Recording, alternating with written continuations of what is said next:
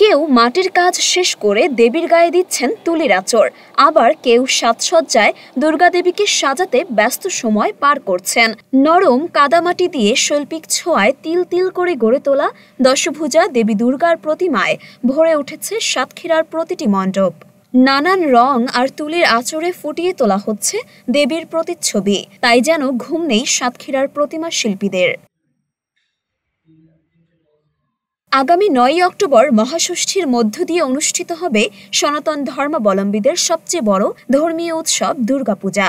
সাতক্ষীরার বেশিরভাগ প্রতিমা তৈরির অবকাঠামোর কাজ শেষ হয়েছে। এখন দেবী দুর্গার অনিন্দ্য সুন্দর রূপ দিতে রং তুলির কাজ করে যাচ্ছেন শিল্পীরা। এক একটি প্রতিমা বানাতে সময় লাগে ২০ থেকে ২৫ দিন। ষষ্ঠীর ১ থেকে ২ দিন আগে প্রতিমার কাজ শেষ করতে পারবেন বলে আশা শিল্পীদের। আমাদের কাজ করতে সময় লাগেছে ২০ থেকে ২৫ দিনের মতো। আমরা ব্যস্ততার ভিতরে সময় কাটাচ্ছি, যেহেতু পূজার সামনে চলে আসছে। আশা করি আমরা ষষ্ঠীর ১ থেকে ২ দিন আগে আমরা প্রতিমার কাজ শেষ করব। আমরা এবার ৮টা মন্দিরে কাজ করছি। একটা মন্দিরে আমাদের কোনো জায়গায় ১০, কোনো জায়গায় ১২ এরম দিন লাগিয়েছে একটা মন্দিরে। এখন আমাদের পূজা এই পর্যন্ত আমাদের মাটির কাজ সব কমপ্লিট। এবার রঙের কাজ করছি আমরা। এই রঙ এই বর্তমান 2টো কমপ্লিট হয়ে গেছে। এই আজ ৩ নম্বরে চলছে, এই 3টি আজকে কমপ্লিট হবে। এখনও 5টা প্রতিমা আমাদের রয়েছে। এই 5টা এই পূজার আগ পর্যন্ত, ষষ্ঠী পর্যন্ত আমরা এই কটা প্রতিদিন একটা করে কমপ্লিট করব। পূজা উদযাপনের সার্বিক প্রস্তুতি সম্পন্ন হয়েছে বলে জানালেন সাতক্ষীরা জেলা পূজা উদযাপন পরিষদের সাধারণ সম্পাদক।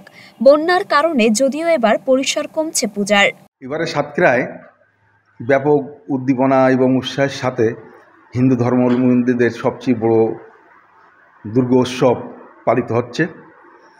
যদিও এবার জেলায় প্রচুর বন্যা, সে কারণে কিছু পূজা কম হলেও এবারে ৫৬৩টি বর্তমানে আমাদের কাছে যে তথ্য আছে তাতে পূজা হচ্ছে।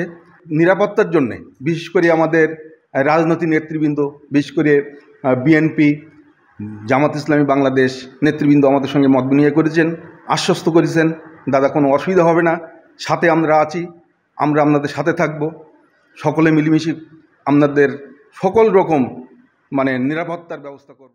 সাতক্ষীরা জেলার 7টি উপজেলার 562টি মণ্ডপে শারদীয় দুর্গাপূজা অনুষ্ঠিত হবে। এর মধ্যে সাতক্ষীরা সদর উপজেলায় 99টি, আশাশুনিতে 95টি, দেবহাটায় 21টি, কলারোয়ায় 39টি, তালায় 196টি, কালীগঞ্জে 49টি ও শ্যামনগর উপজেলায় 63টি মণ্ডপ রয়েছে।